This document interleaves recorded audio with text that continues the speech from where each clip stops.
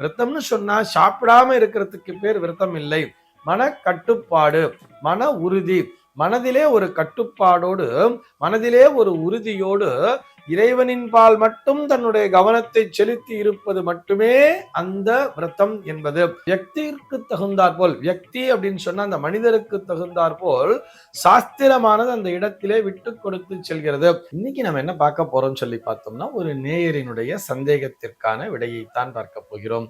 இந்த நேயர் என்ன கேட்டிருக்கார் அப்படின்னு சொல்லி பார்த்தோம்னா, தண்ணீர் கூட அருந்தாமல் விரதம் இருப்பதுதான் சாலச் சிறந்தது என்று சொல்கிறார்கள். வயது முதிர்ந்தவர்கள், நோய்வாய்ப்பட்டவர்கள், வயதானவர்கள் எல்லாம் எப்படி விரதம் இருக்க முடியும்? அதை பற்றி விரிவாக சொல்லுங்களேன் என்பதுதான் அவருடைய கேள்வியாக இருக்கிறது. அதாவது நிர்ஜலமா இருக்கணும்னு சொல்லுவா. நிர்ஜலம் சொன்னா நமக்கு ஜலம்னா தெரியும், தீர்த்தம். இந்த நேயர் கேட்டிருப்பது போல் நிர்ஜலமாக விரதம் இருக்க வேண்டும், தண்ணீர் கூட அருந்தாமல் விரதம் இருக்க வேண்டும் சொல்லிட்டு ஏகாதசி விரதத்தினை பற்றி சொல்லுவார்கள். நிர்ஜலமா இருந்தாதான் ஏகாதசி விரதத்திற்கு பரிபூர்ணமான ஒரு நன்மை என்பது கிடைக்கும், பலன் என்பது கிடைக்கும். ஆனால் அதே நேரத்தில் இவர் கேட்டிருப்பது போல் ஒரு நோயாளியாக இருப்பவர், நோய்வாய்ப்பட்டிருப்பவராகட்டும், அல்லது வயது முதிர்ந்த வயதான முதியவர்களாகட்டும், இவர்களெல்லாம் எப்படி அதுபோல் விரதத்தினை மேற்கொள்ள முடியும்னு கேட்டிருக்காரு இல்லையா? அதற்கும் நம்முடைய சாஸ்திரமானது தெளிவாகவே விளக்கம் அளிக்கிறது. எப்படி இருக்கணும் சொன்னா, வியக்திக்கு தகுந்தாற் போல், வியக்தி அப்படின்னு சொன்னா அந்த மனிதருக்கு தகுந்தாற் போல் சாஸ்திரமானது அந்த இடத்திலே விட்டு கொடுத்து செல்கிறது. இப்படித்தான் என்று சொல்லவில்லை. சாஸ்திரம் என்ன சொல்லுதுன்னா, உடல் பலம் மிக்கவர்களுக்கு மட்டும்தான் இதுபோல் இருக்க வேண்டும் சொல்லியிருக்கா. விரதம்னு சொன்னா என்ன? முதல்ல அதை நம்ம புரிஞ்சுக்கிறதே இல்லையே. விரதம்னு சொன்னா சாப்பிடாம இருக்கிறதுக்கு பேர் விரதம் இல்லை. மன கட்டுப்பாடு, மன உறுதி, மனதிலே ஒரு கட்டுப்பாடோடு, மனதிலே ஒரு உறுதியோடு இறைவனின் பால் மட்டும் தன்னுடைய கவனத்தை செலுத்தி இருப்பது மட்டுமே அந்த விரதம் என்பது.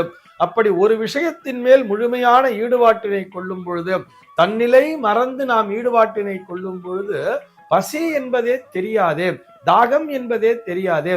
நிறைய நாள் நம்ம பிராக்டிக்கலா பார்த்துருப்போம் தெரியுமா? ஆஃபீஸ்ல ஒரு ஹெவி ஒர்க் அப்படின்னு எடுத்துட்டோம்னா, அந்த ஒர்க்கை முடிச்சே ஆகணும்னு நாளைக்கு டார்கெட் வச்சிருக்கான்னு சொல்லிட்டா, நம்ம பசி, தூக்கம் எல்லாவற்றையும் மறந்து அதுவேல் மட்டுமே நம்முடைய சிந்தனையை ஒருமுகப்படுத்தி அந்த வேலையை முடிச்சுட்டு நிமிரும் பொழுதுதானே நமக்கு பசி என்பதே எடுக்கும். அதுபோலத்தான் இங்கும் இந்த ஏகாதசி நாளன்று எப்படி விரதம் இருக்க வேண்டும் சொன்னா, எல்லாவற்றையும் மறந்துவிட்டு இது ஒண்ணுதான் நம்முடைய டார்கெட். என்னது? பகவானினுடைய திருப்பாதங்கள் என்று நினைத்து கொண்டு அதன் மேல மட்டுமே நம்முடைய கவனத்தை போக்கஸ் பண்ணும் பொழுது பசி தெரியாது, தாகம் தெரியாது, தூக்கம் தெரியாது என்று நமக்கு சொல்லி இருக்கிறார்கள். அதே நேரத்திலே ஒரு வயதானவர்கள் என்று வரும் பொழுது, ஒரு நோயாளி என்று வரும் பொழுது, அவர் அவசியம் மருந்து சாப்பிட வேண்டும் என்று வரும் பொழுது தாராளமாக ஒரு சில விதிமுறைகளுக்கு உட்பட்டு அந்த விரத நாட்களிலும் அவர்கள் உணவினை எடுத்துக் கொள்ளலாம். உதாரணத்திற்கு சொல்லணும் சொன்னா, ஒரு கஞ்சி சாப்பிடலாம் சொல்றது. எப்படி? ஒரு கோதுமை ரவை கஞ்சி கூட வச்சு சாப்பிடலாம், ஆனால் உப்பு போடாமல் சாப்பிட வேண்டும். ஏன்னா உப்பு தான் எனக்கு டேஸ்ட், நாக்கு ருசி, உப்பு இல்லைன்னா எனக்கு இறங்காதுன்னு நம்ம நினைச்சிட்டோம்னாலே அந்த விரதமானது பங்கமாகி விடுகிறது. ஏன் விரதம் இருக்க வேண்டும் என்று சொன்னால், மெய், வாய், கண், மூக்கு, செவி இவை அனைத்தையுமே நாம் கட்டுப்பாட்டிற்குள் வைத்திருக்க வேண்டும் அல்லவா? நாக்கிற்கு ருசியே தெரியக்கூடாதுன்னு சொல்றார். நாக்கிற்கு ருசி தெரியக்கூடாதுன்னு சொன்னா அப்ப உப்பில்லாம சாப்பிடணும். சாப்பிடும்போது ஐயோ இதுல உப்பு இல்லையே என்று நினைக்கவே கூடாது.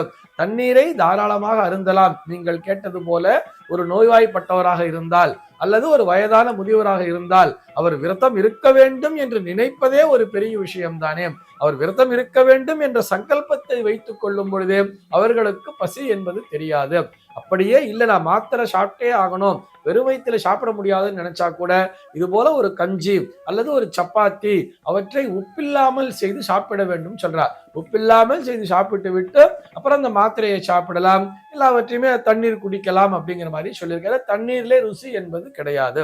ஆனால் உடல் பலம் மிக்கவர்களாக இருந்தால் நான் மாத்திரை சாப்பிடலாம் கூட என்னால சர்வை பண்ண முடியும், நான் நல்லா தான் இருக்கேன், ஆரோக்கியத்துடன் தான் இருக்கேன், நான் விரதம் இருக்கணும்னு நினைக்கும் பொழுது அதுபோல் என்ன பண்ணணும்னு சொன்னா, நான் இப்ப உப்பு இல்லாம சாப்பிடுறேன், சப்பாத்தி சாப்பிடுறேன், காய்கறிகளை வச்சு சாப்பிடுறேன், இல்ல வெறும் பாலுக்கு தோஷம் இல்லைன்னு சொல்லிட்டு நாம் வேண்டுமானால் நம்முடைய மனதினை சமாதானப்படுத்திக் கொள்வதற்காக சொல்லலாமே தவிர, என்னுடைய உடம்பிலே பலம் என்பது இருக்கும் பொழுது எனக்கு பசியே தெரியக்கூடாது.